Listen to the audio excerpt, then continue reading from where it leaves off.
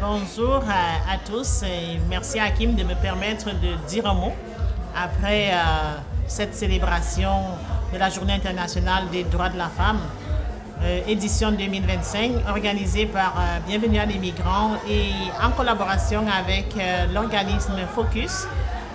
Nous avons eu un échange autour du thème cette année, vous savez, c'était pour les femmes et les jeunes filles, égalité, autonomisation. C'est toujours des thèmes qui vont aller comme propulser les femmes, propulser la jeune fille. Et on a voulu faire une approche différente un peu. Mélanie, qui était la modératrice de la conférence, est allée autour du triangle. Vous avez vu, c'était très intéressant la façon de se dire victime, sauveur et puis, si j'en peux dire, le persécuteur, là, si on veut. Mais dans chacun de ces rôles, on peut tous se retrouver en train de les jouer, en fait. La vie nous amène parfois à les changer ou à les jouer. Mais ce qui est important, c'est vraiment de l'attitude, la résolution et l'approche qu'on va aller chercher autour de ça. Et les panélistes, Dr Anna Kroll du Réseau de la paix et Madame Fatou Diop, qui est une entrepreneure hors norme et une professionnelle qu'on ne présente plus. Je voudrais leur transmettre ici déjà toute ma gratitude, tous mes remerciements en tant que présidente fondatrice de l'organisme BAI pour leur générosité, leur disponibilité à venir échanger avec d'autres femmes, avec aussi les alliés des femmes, parce qu'on n'était pas que des femmes aujourd'hui, on avait aussi des hommes parmi nous. Dans un monde, il faudrait que les femmes ne peuvent pas être isolées des habitants de la Terre. Il faut que les hommes, qui sont très importants pour le processus de la valorisation, de l'autonomisation, de l'égalité homme-femme, soient vraiment en branle. Il faut qu'on ait des alliés. Je suis très contente. On se disait, un événement comme celui-ci, on voudrait que ce soit une discussion privée.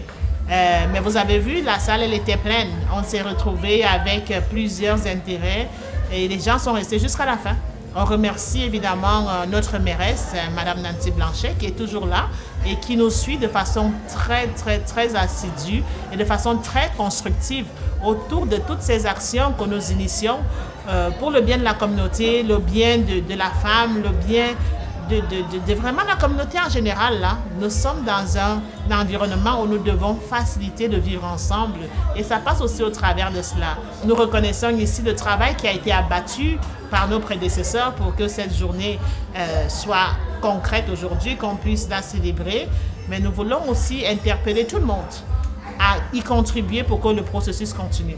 Nous n'avons pas encore atteint la perfection, mais chacun de nous peut faire une différence dans les actions, dans l'approche que nous allons prendre. C'était des panélistes exceptionnels. Évidemment, elles ont des parcours un peu similaires. Ce que je retiens, c'est que c'est des femmes qui ont fait preuve de résilience, de détermination, qui ont bravé les défis et les ont transformés en opportunités pour le futur. Et j'ai aimé beaucoup la sincérité dans leurs échanges. Autant Dr Anna Kroll nous disait qu'elle avance avec ses peurs, qu'elle était timide, mais que, oui, à chaque fois elle a peur, mais elle ne se laisse pas arrêter par la peur et continue pareil. Autant on avait Fatou Diop, très déterminée et qui se dit, moi je cogne au porte, j'ai pas peur. La pire des choses qui peut arriver, c'est qu'on me dise non. Et le non va me construire.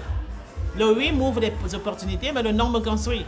Donc, c'était vraiment un échange complémentaire et pour moi qui m'a laissé beaucoup d'enseignements. Oui, vous savez, Mélanie, je travaille avec Mélanie depuis des années maintenant et j'aime cette approche un peu blague, mais très sérieuse en même temps.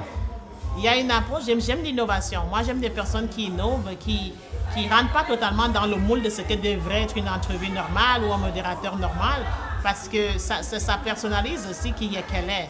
Et je respecte les gens dans leur unicité, dans leur approche, tant et aussi longtemps qu'on reste bienveillant, qu'on reste respectueux.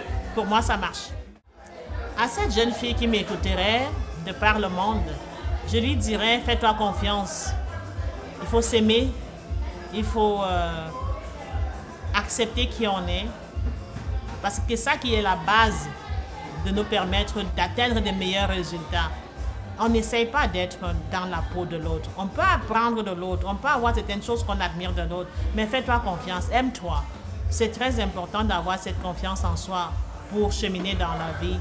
On n'a pas les mêmes parcours, mais on a toujours un talent, on a notre unicité, que je vais dire encore, qui fait de nous une perle. Chacun a son authenticité, chacun a sa spécificité. Alors fais-toi confiance et travaille sur les aspects qui sont uniques à toi pour prendre ta place dans ce monde qui ne demande qu'à t'accueillir.